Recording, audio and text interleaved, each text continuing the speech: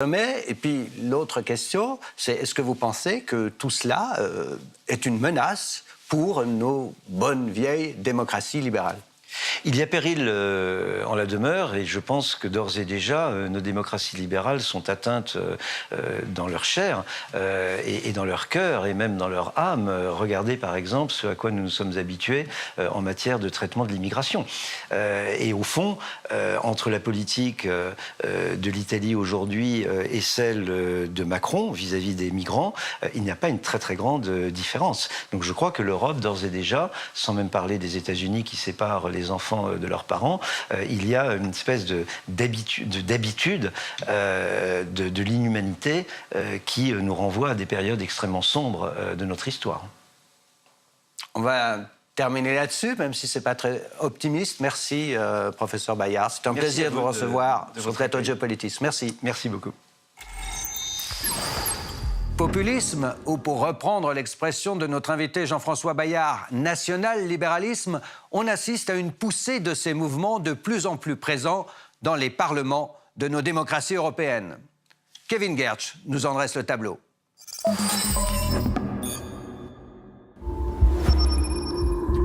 À travers l'Europe, depuis 20 ans, les mouvements populistes ont connu dans les parlements une spectaculaire progression, particulièrement dans les ex-pays du bloc de l'Est.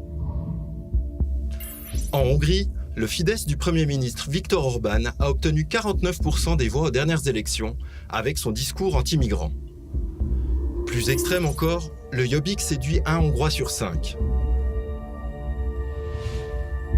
En Pologne et en République tchèque, les formations eurosceptiques réalisent plus de 30% des suffrages. 26% en Autriche pour le Parti de la Liberté aux élections parlementaires. Son leader, Heinz Christian Strache, admirateur du nazisme dans sa jeunesse, a été nommé vice-chancelier. En Italie, la Ligue de Matteo Salvini et le mouvement 5 étoiles de Luigi Di Maio gouvernent désormais ensemble.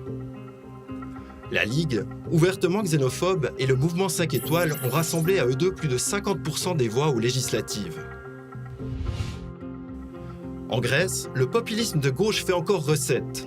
Malgré la crise, le parti du Premier ministre Alexis Tsipras a récolté 35% aux dernières élections.